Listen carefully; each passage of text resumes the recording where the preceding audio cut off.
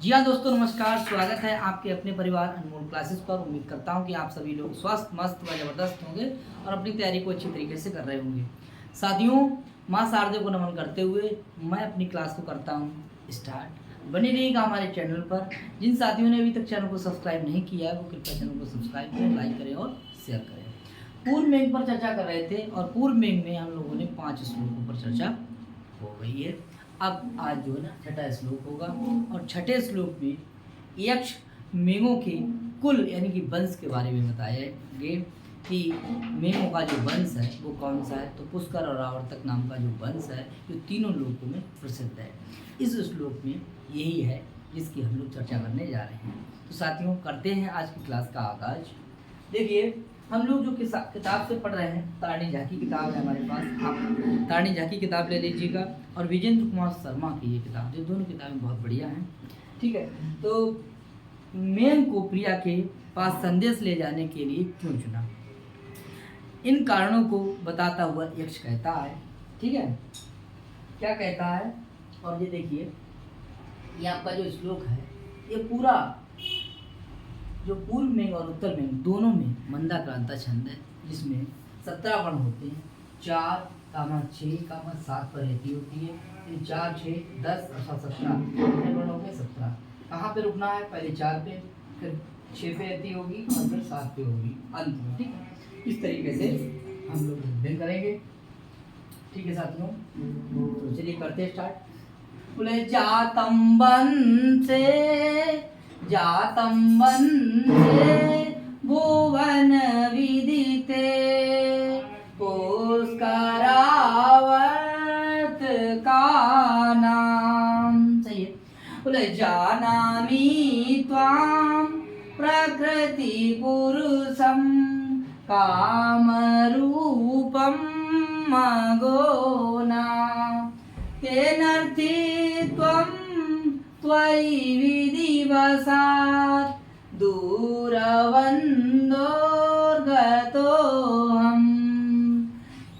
तेनर्थे त्वं त्वयि विधिवशात् दूरवन्दोर्गतोऽहम्। बोले याञ्छामोङ्गा वरमधिगुणे नाधमे लब्ध काम, नाधमे लब्ध काम। देखिए, जातम वंश है 1 2 3 4 यहाँ पे रुका। ठीक है, फिर हु वा ना 1 2 3 4 5 6 यहाँ पे रुकेंगे। ये जातम वंशे भुवन विदिते पुष्करावर्त का नाम। जानामि 1 2 3 और 1 4 प्रकृति पुरुषम 1 2 3 4 5 6, तो कितने हो गए? 6। काम रूप 1 2 3 4 5 6 7 7 हो गए। तो पहले कितने पे? 4, फिर 6, फिर 7। इस तरीके से कितने हो गए? 17। कितने हो गए? तो देखिए, कह रहा है, यश कह रहा है किससे? मेघ से कह रहा है। क्या कह रहा है कि हे मेघ, हे मेघ, बोले भुवन विदिते, संसार में प्रसिद्ध, संसार में प्रसिद्ध। और त्वाम माने तुम, तुमको जानामि माने जानता हूँ, तुमको मैं जानता हूँ। अहम माने मैं, जानामि माने जानता हूँ। ऐसे समझिए, अहम जानामि त्वाम। अहम माने मैं, अहम का अर्थ क्या हो जाएगा? यक्ष। अहम बराबर यक्ष और त्वम बराबर कौन हो जाएगा? मेघ। यानी कह रहा है कि यक्ष कह रहा है मेघ से कि अहम त्वाम जानामि, मैं तुमको जानता हूँ, मैं तुमको जानता हूँ कि तुम, बोले पुष्कर, देखिए भुवन विदिते, संसार में विदित है, ज्ञात है, प्रसिद्ध है तीनों लोकों में। ठीक है, इस संसार में प्रसिद्ध ऐसे पुष्करा और आवर्तक नाम के जो वंश हैं दोनों, उन वंशों में बोले ऐसे वंश, देखिए वंश कैसे हैं? बोले तीनों लोकों में जिसकी ख्याति प्रसिद्ध है, ऐसे वंश। वंश कैसा है? बोले भुवन विदिते, जो तीनों लोकों में प्रसिद्ध है ऐसे वंश में, और बोले जातम माने उत्पन्न हुए। मैं जानता हूँ मेघ से कह रहा है यक्ष कि तीनों लोकों में प्रसिद्ध ऐसे वंश में जातम माने तुम्हारा जन्म हुआ है, और वंश का नाम है पुष्कर और आवर्तक। पुष्कर और आवर्तक नाम के ऐसे वंश में जो तीनों लोकों में प्रसिद्ध है ऐसे वंश में तुम्हारा जन्म हुआ है, मैं इस बात को जानता हूँ। ऐसा कौन कह रहा है? यक्ष कह रहा है। किससे कह रहा है? मेघ से कह रहा है। तो भाई साहब तारीफ है नहीं है, तारीफ कर रहा है कि हम तो पता है कि आप बहुत बड़े खानदान में आप पैदा हुए हैं, ठीक है, जो तीनों लोकों में प्रसिद्ध है। पुष्कर और आवर्तक नाम का जो वंश है वो बहुत ब्रांड है, ऐसे वंश में आपका क्या हुआ है? जन्म हुआ है, ठीक है। और भी यहाँ कोई चीज है, देखिए, बोले प्रकृति पुरुष, प्रकृति के प्रधान पुरुष हैं आप, प्रकृति के प्रधान पुरुष हैं आप।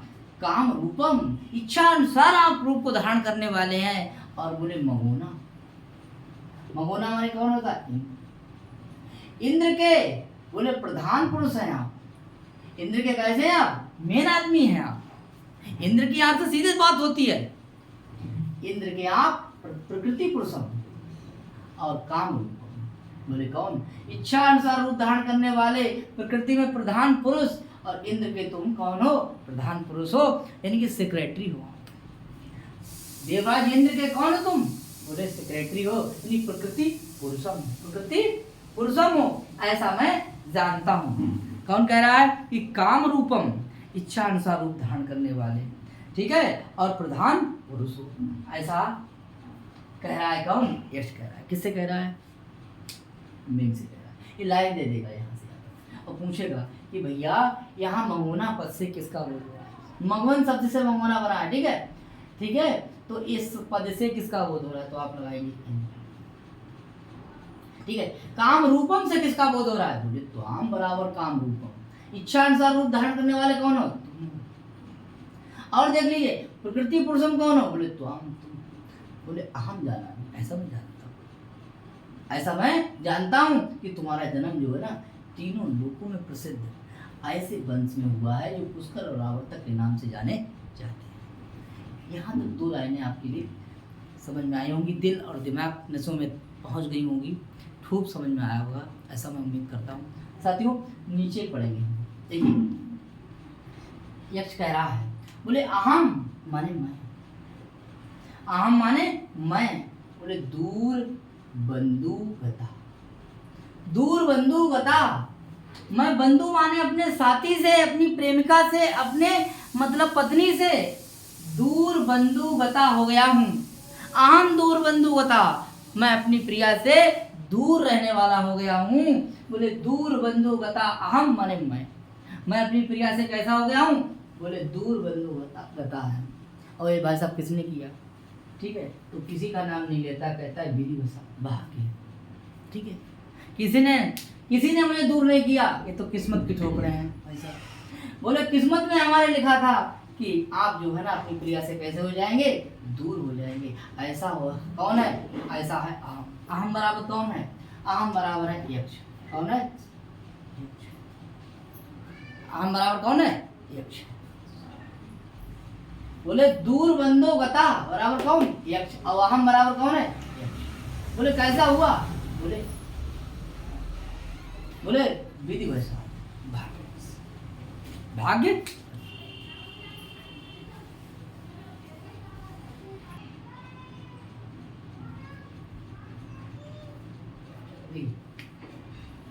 बोले विधि वसात, विधि वसात, दूर बंधु गतो अहम, दूर बंधु से हो गया हूं। दूर बंधु, बंधु यह हो जाएगा आपका प्रिया, यानी कह रहे हैं कि विधि वसात और बोले तेज, इस कारण से दूर स्थित रहने वाला हो गया हूं। कौन? बोले विधि वसात, भाग्य से। इस कारण से दुर्भाग्यवश मैं अपनी प्रिया से दूर रहने वाला हो गया हूं। और कह रहा है, बोले अर्थित्वम त्वयि, अर्थित्वम त्वयि गता, अर्तुत्व माने तेरे तुम्हारे विषय में, तुई माने तुम्हारे विषय में, तुई बराबर में, यानी तुम्हारे विषय में याचकत्व माने याचना लेकर आया हूँ, कुछ कहना चाहता हूँ, हैं। गता माने प्राप्त हो गया, कह रहे हैं कि मैं तुमसे कुछ कहना चाहता हूँ, मैं तुमसे कुछ कहना चाहता हूँ। बोले मैं तुमसे क्या कहना चाहता हूँ, मैं तुमसे कुछ कहना चाहता हूँ, ठीक है। इन कुछ याचना करना चाहता हूँ, याचकत्व को प्राप्त हुआ हूँ, तुम्हारे लिए कुछ याचकत्व को प्राप्त हुआ हूँ, इसीलिए कहा है। नीचे वाली लाइन करें, बोले यांचामोंगा वरमदि गुणे। बोले याचना करनी चाहिए भाई साहब, लेकिन किससे करनी चाहिए? बोले अधिक गुण वाले से, अधिक गुण वाले से याचना करनी चाहिए, कुछ कहना चाहिए, कुछ मांगना चाहिए, मदद के लिए गुहार लगानी चाहिए। बोले किससे? अधिक गुण वाले से याचना करनी चाहिए। और अगर वो निष्फल हो जाए, अगर वो काम करने से मना कर दे, बोले वरम, तब भी क्या है? श्रेष्ठ। अधिक गुण वाले से की गई याचना अगर निष्फल हो जाए भाई साहब, तो कैसी है? बोले वरम माने श्रेष्ठ है, अच्छी है। कम से कम वो कहेगा तो नहीं, कहीं कहेगा तो नहीं। अगर उसने मान लीजिए काम नहीं करा, आप तो ऐसे बंधु पैदा हुए हैं, आपकी बैठक उठक कहाँ है, आपकी जो है आप इंद्र के साथ बैठते उठते हैं, आप उनके प्रधान पुरुष हैं, ठीक है। और मैं जो है ना अपनी प्रिया से दूर बंधु वाला हो गया हूँ, और इसीलिए मैं तुम्हारे याचकत्व को प्राप्त करना चाहता हूँ कि भाई साहब मेरी कुछ मदद करिए। तो कह रहा है कि मदद उससे की ली जाती है जो अधिक गुण वाला हो, और वहाँ पे अधिक गुण वाले। तो आपसे मतलब मैं याचना कर रहा हूँ, मांग रहा हूँ कि भैया मेरा थोड़ा काम कर दीजिए। अगर आपने नहीं करा तब भी श्रेष्ठ है। क्यों?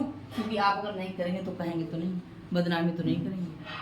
और कुछ जो लोग हैं लब्ध कामा, ठीक है, तो अधिक गुण वाला तो महंग हो गया, और लब्ध कामा माने जो होता है जैसे छोटे लोग, ठीक है। बोले नहीं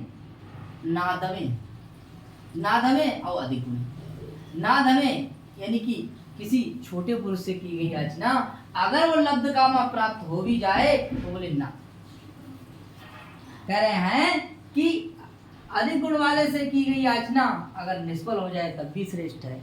और अगर अधमे से, अधम माने कोई नीच व्यक्ति से अगर याचना करें और अगर वो लब्ध कामा हो जाए, अगर वो मनोरथ सिद्ध हो जाए, अगर वो काम बन जाए, तब भी बोले ना वरम, वो श्रेष्ठ नहीं। यानी कि अधिक गुण वाले से की गई याचना अगर ठीक है काम हो जाए तो बढ़िया ही बढ़िया है, और अगर वो ना करे तब भी मेरे लिए श्रेष्ठ है। और नीच व्यक्ति से की गई याचना अगर प्राप्त हो भी जाए, काम वो बना भी जाए, काम बना भी दे, जो काम हमने दिया उसको वो कर भी दे, तब भी मेरी नज़र में वो श्रेष्ठ नहीं है। क्योंकि अगर वो काम कर देगा तो 10 जगह गीता गाएगा, ठीक है, कि हमने इनका ये कर दिया, वो कर दिया, वो कर दिया, ठीक है। तो हमें ये पसंद नहीं है। इस बात को कहता है यक्ष कि भाई कि नीच व्यक्ति से की गई याचना अगर वो प्राप्त हो जाता है, काम हो जाता है, तब भी मेरी नज़र में अच्छा नहीं है। हमारे लिए आप ही सही हैं, चाहे आप हमारा काम कर दीजिए चाहे ना कर दीजिए, ठीक है। इस बात को बता रहा। तो ये बात जो है ना जनहित के लिए है, सबके लिए लागू होती है, इसीलिए इस साथियों ये है सूत्र। तो क्या है ये इम्पॉर्टेंट है। चलिए हम लोग अब प्रश्न पर चर्चा करेंगे कि प्रश्न कहाँ से बनता है। देखिए ये देखिए, सबसे पहले एक प्रश्न ये है, अधिक गुण वाला कौन है? पहला प्रश्न, ठीक है, इसे लोग इसका तो मतलब है निष्फल ही, मतलब यांचा में देखिए याच धातु से नन प्रत्यय लगाएंगे और उसके बाद में आपका काम लग जाएगा। और देखिए यहाँ पर जो देखिए नन का ना रह जाएगा और ना की ना और जा की वजह से इसको सुना लग जाएगा, तभी आपका क्या बन जाएगा, ठीक है। और बाद में पूरा बन जाएगा। आप समझ गए होंगे, जगह कम है, आप समझ गए। आगे लब्ध कामा में समास अगर पूछा जाए तो कौन सा जाएगा? तो बहुप्रिय समास। कौन समास हो जाएगा? बहुप्रिय समास।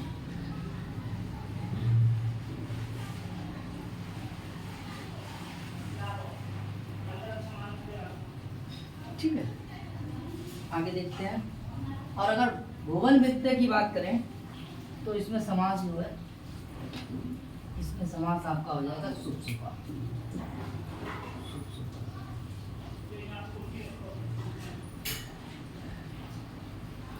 और ये दोनों क्या है, वंश, उसका एक और आवर्तक, ये क्या है, वंश। किसके आगे देखेंगे, मेन की आगे इसमें व्यक्ति देखेंगे तो षष्ठी व्यक्ति, इंद्र का आपका क्लियर हो जाएगा। जाना भी जानते हैं नटलकार उत्तम पुरुष एक है, तो आप जानते हैं ये मेन, और ये इसके लिए है, ये भी इसके लिए, ठीक है। मगवन शब्द का है, मगवन मूल पद है, इसके लिए आया, इंद्र के लिए आया। तो में आप जानते हैं सप्तमी मुक्ति है, क्लियर। दूर बंदो गता, जो यहाँ से अगर आएगा तो यहाँ पर भी आ जाएगा यक्ष के लिए, इसमें समास हो जाएगा बहुत। ठीक है, आगे देखते हैं। आगे अगर गता का कर्म आ जाए, यहाँ इसका जो गता है जो क्रिया, इसका कर्म आ जाए तो आप इसको ये देखिए अर्थित्व कर्म हो जाए, क्लियर। इसको भी नोट कर लो।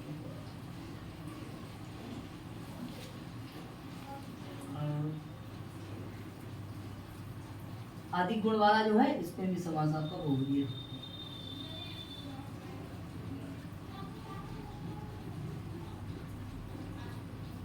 ठीक है, बाकी गता में जान नहीं दे रहे हैं आप, गम धातु से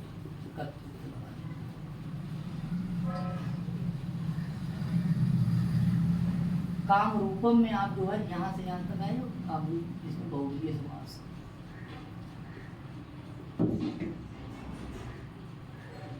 बाकी किताब होगी आपके पास, तो हम देख लेंगे।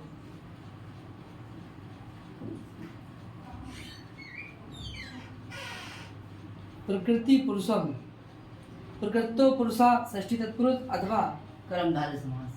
तो यहाँ पर कर्मधारय भी समास हो जाएगा और षष्ठी तत्पुरुष भी समास हो जाएगा, षष्ठी तत्पुरुष, कर्मधारय और षष्ठी तत्पुरुष, ठीक है। वो देखिए, और कल साथियों एक देखिए प्रश्न था, एक मिनट, कल वो हमसे गलत हो गया था कि कुटज कुसुम, उसमें साथियों ये कुटज कुसुम, ये लिख लीजिए कुटज और कुसुम, यहाँ पे हमने षष्ठी तत्पुरुष कह दिया था, तो ये षष्ठी तत्पुरुष नहीं होगा, ये हो जाएगा आपका कर्मधारय। नोट कर दे, गलती हो गई उसके लिए समझता है। तो ये था आपका छठा श्लोक, ठीक है। प्रश्न मतलब ऐसा बना सकता है कि भाई मेघ के जो वंश का नाम बता दीजिए, नाम बता दीजिए। प्रकृति पुरुषम कौन है, तो मेघ हो जाएगा। काम रूपम कौन है, मेघ हो जाएगा। महोना कौन है, इंद्र हो जाएगा, ठीक है। और दूर बंधु वाला कौन है, यक्ष हो जाएगा, बहुव्रीहि समास हो जाएगा, नीचे वाली सूक्ति हो जाएगी। यांशा में धातु बता दी आपके लिए, धातु क्या है, प्रत्यय क्या है, प्रत्यय क्या है, संधि कौन सी है, ठीक है। और अधिक गुण मेघ के लिए है, बहुव्रीहि समास है। लब्ध काम भी आपका बहुव्रीहि समास है। तो ये जो थे, ये थे आपके प्रश्न, और आपने अच्छी तरीके से पढ़ लिया है इसका अर्थ। अब देखिए छठा हो गया, तो 7वें श्लोक पे बात करते हैं, ठीक है।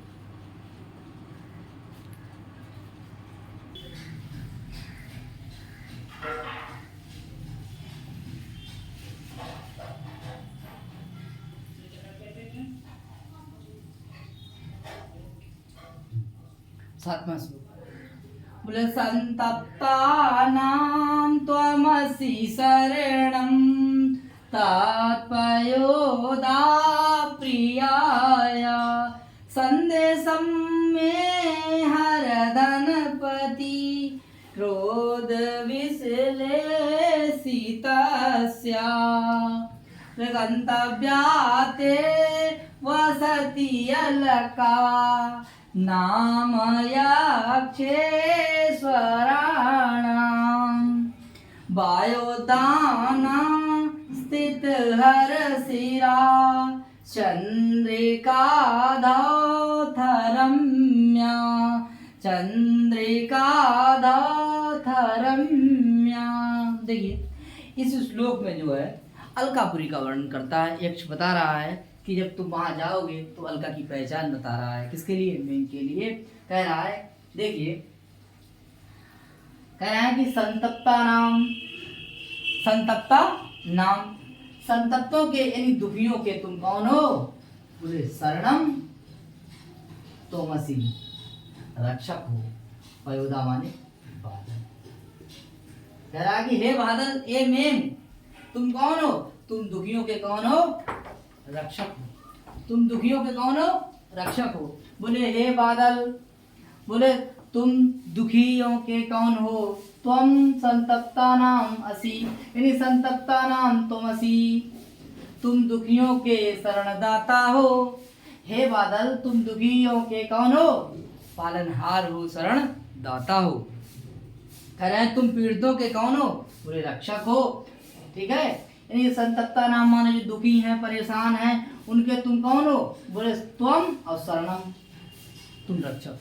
तो शरणम बराबर तुम, यानी तुम कौन हो? बोले रक्षक हो। बोले किसके?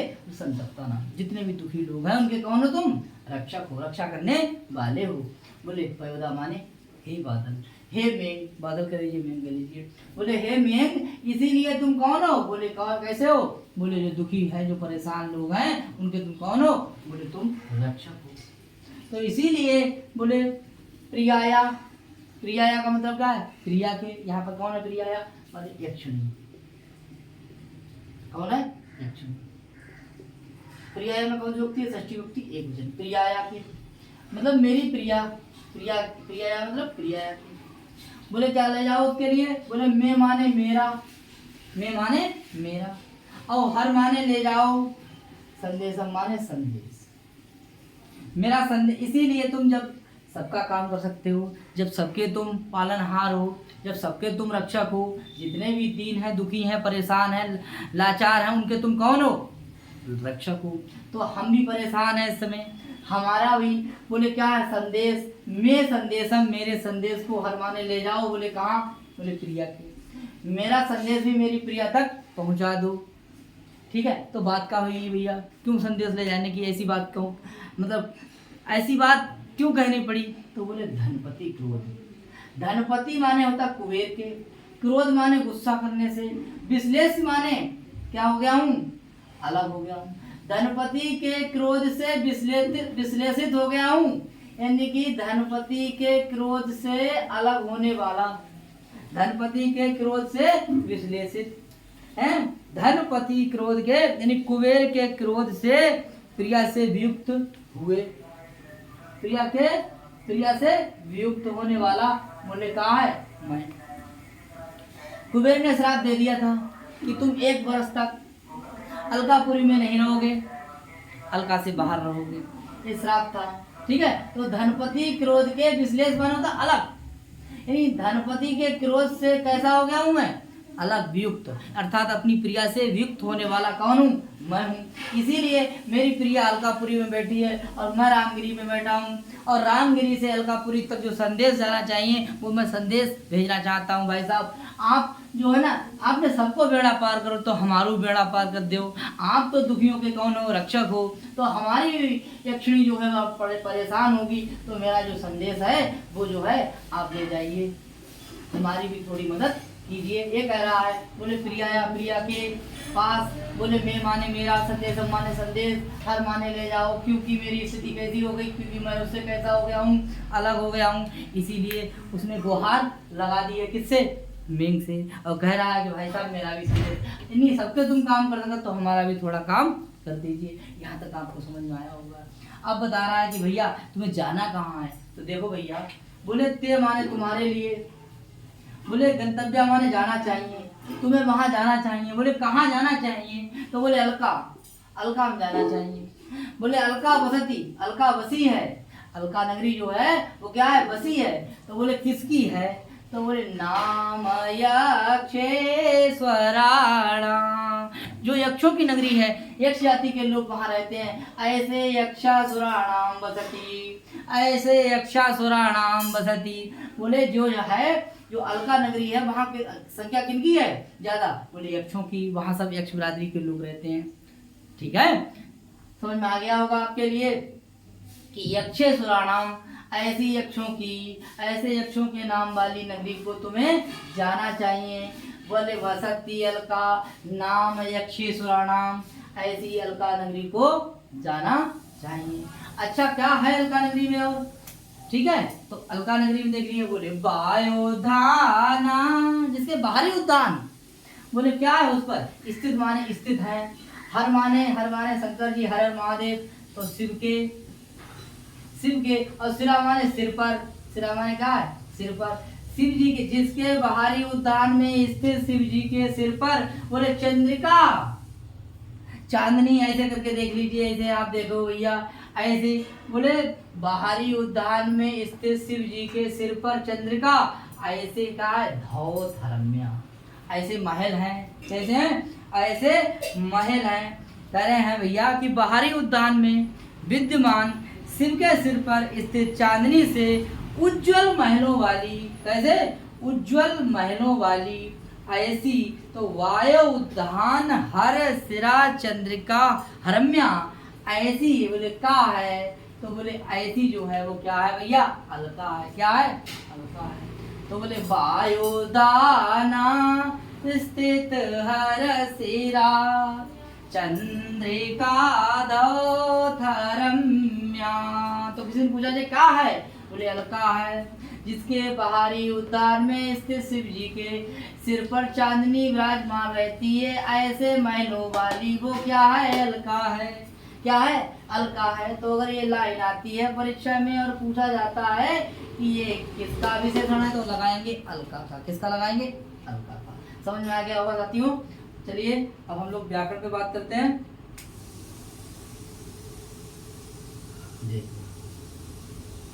सबसे पहले देखिए यहाँ पे देखिए लोट लगा,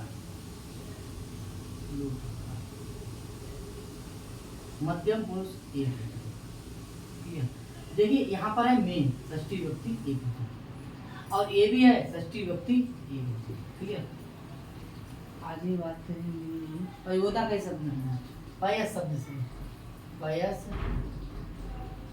दा और का, पयोदा शब्द जुड़ जाएगा,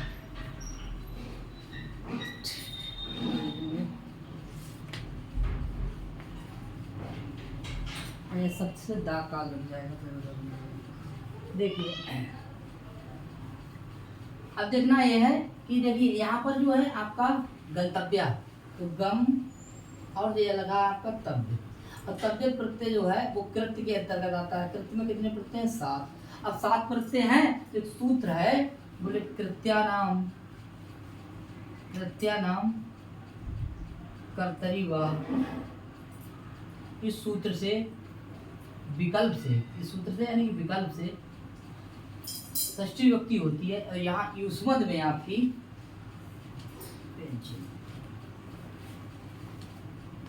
युष्मद है, ये किसका रूप है, युष्मद का, युष्मद का षष्ठी है, ये विकल्प से षष्ठी हुई है, किस सूत्र से हुई है, जो हुई है आपकी कृत्यानाम कर्तरी सूत्र से विकल्प से षष्ठी विभक्ति हुई है। और ये वाली लाइन पूछी जाएगी कि वायु उद्यान स्थित हर सिरा चंद्रिका दौत हरम्या, ये देखिए किसका विशेषण है, तो ये आप लगा देंगे अलका का, अलका में अलग प्लस कबुन, काउन, ठीक है, कबुन प्रत्यय लगेगा, ठीक है साथियों। अटारी कह लीजिए हरम्या माने, कबुन में थोड़ा आधा का, ठीक है कबुन। और देख लीजिए आप बसे में अति प्रत्यय, गंतव्य हम जानते हैं कर्तव्य प्रत्यय, ठीक, और ये विशेषण हो जाएगा। संदेश गाय हो जाएगा, संदेश और घय प्रत्यांत तुल्य होते हैं, ठीक। नाम पर अव्यय है, इसको जोड़ देंगे, ठीक है।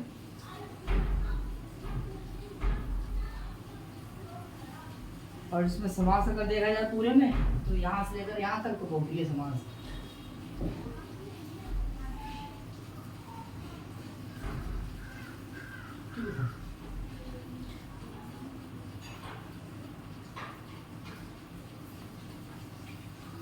ठीक है साथियों। आज के लिए इतना ही, फिर मिलते हैं 8वें श्लोक के साथ। नमस्कार, जय श्री राम।